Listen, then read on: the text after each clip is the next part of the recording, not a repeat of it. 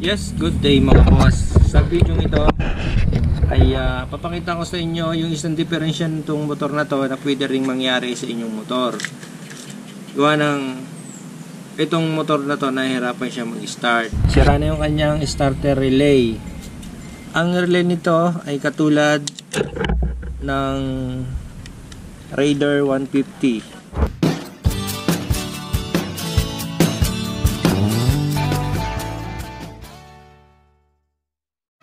Si Ariel Motorshop ay nagpapasalamat kay Ono Motorcycle Parts at Palm Sari-Sari Store na matatagpuan sa Tanagan, Calatagan, Batangas. Si Ariel Motorshop ay nagpapasalamat dahil sa mga pinadala nilang freebies, gasket, voltmeter, bolts, lights, LEDs, switches, bearings at marami pang iba. Kaya punta na at bisitahin ang Ono Motorcycle Parts at Palm Sari-Sari Store na matatagpuan sa Tanagan, Calatagan, Batangas. Yung Raider 150, ang kanyang fuse ay nandito din sa kanyang relay. Kaya halos katulad siya ng Raider 150. Ang diferensya ng ganitong sa Raider 150 at saka Yamaha FC16, ewan ko lang ha doon sa mga marurunong na at nakakapaggawa nito. Basta't ang sa akin lang ay isineshare ko lang sa ating mga kapwa, mga may-ari ng motor na posibleng mangyari din sa inyo yung ganitong klaseng issue kung ganito ang inyong starter. Yan.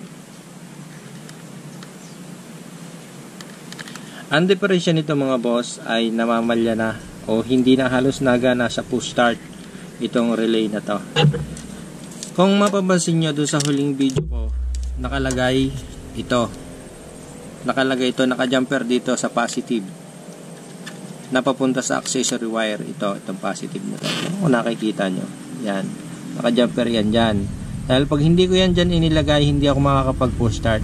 Kung mapapansin nyo dun sa huling video ko, nakalagay ito. Dahil pag hindi ito dito nakalagay, hindi mag-charge ang ating battery. Yun ang problema nito, hindi siya nag-charge. Kaya ngayon nilagyan ko nito dito para mag-charge yung ating battery, dahil pagka hindi siya nilagay, hindi nag-charge ang battery, hindi tayo makapag-push start. Bakit hindi tayo makapag-push start? Dahil lubat, dahil lubat yung ating battery, hindi siya nag-charge. Gawa nito, galing to sa rectifier. Itong wire na to papunta din sa accessory wire ay hindi siya dumadaloy papunta ng battery. Ito dapat yung battery, hindi siya napunta doon. Kaya kailangan gawa ng sira ng atong loob na to. Hindi ko alam kung anong paliwanag sa loob nito, hindi ko alam kung anong laman itong loob na to, kung bakit hindi siya nag-charge. Pero malamang sa alamang yung connection nito papunta dito, gawa na papunta to sa battery, yung connection nito papunta dito ay putol dun sa loob dahil sira ng atong relay na to.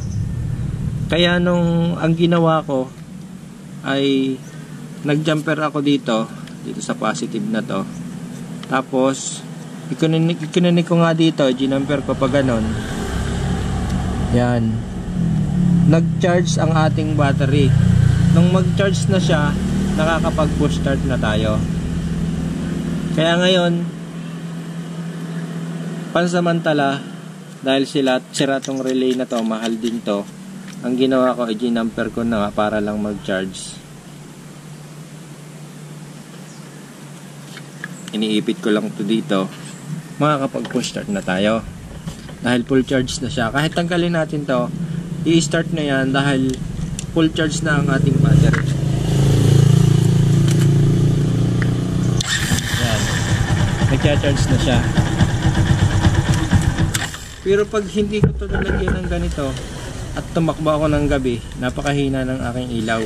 Nag-charge siya pero napakahina, hindi siya talagang napupuno.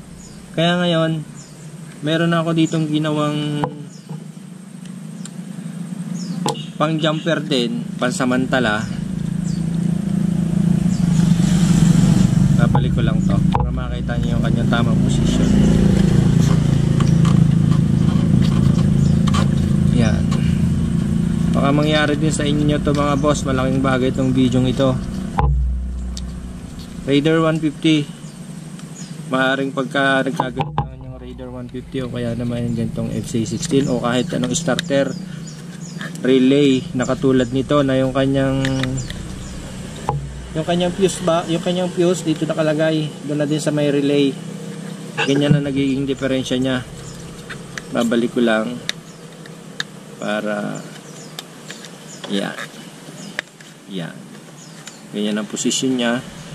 Tapos hindi ko lang alam kung nakikita nyo. Ito, itong wire na to. Ito kung magja-jumper papunta to sa accessory wire eh. Itong dalawang wire na to, ano yan? Sa starter yan. Tapos, di ba may fuse to dito? So kailangan magkaroon din siya ng fuse dito. Ito na yung fuse niya. Yan. Tapos, ito. Yan ang magiging connection niya. Tapos itong inilagay ko, yung ginamper ko, tatanggalin ko na to. Meron din ako isang gagawin Raider 150, ganito din ang issue. I-video ko din yon para makita nyo na talagang yun ang kanyang diferensya. Ayan, di meron na akong wire na may fuse. I-connect ko na lang to dito. Tapos yan, okay na. Yun yung kapalit nito. Nakakonect dito tapos inipit ko doon. Yun yung kapalit niya. Teka lang, may natawag.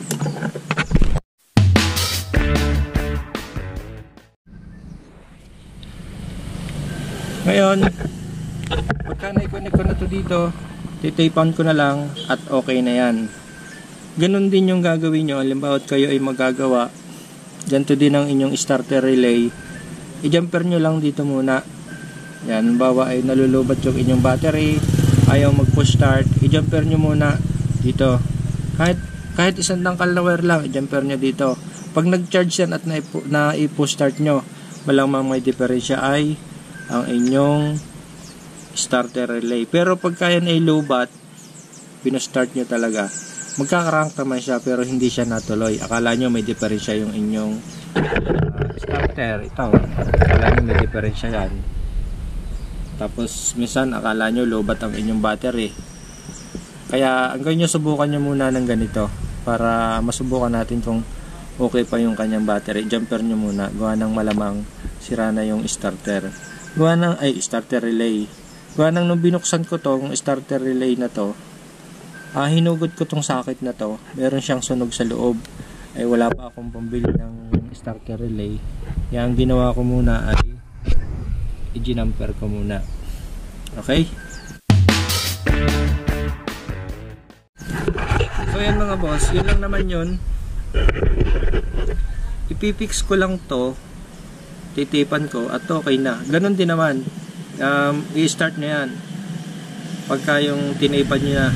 So, ganun din naman yung ginawa ko dito. Inipit ko lang to, tapos nilagay ko doon sa positive na terminal ng battery, tapos inipit ko doon sa positive na wire papunta sa accessory wire.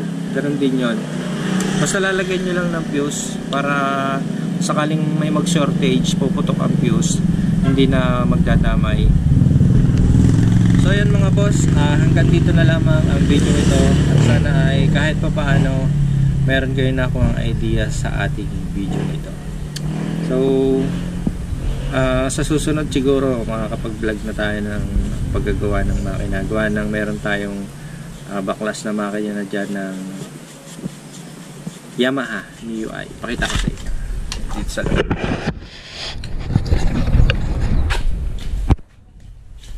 Ayan yung binaklas ng ilaw.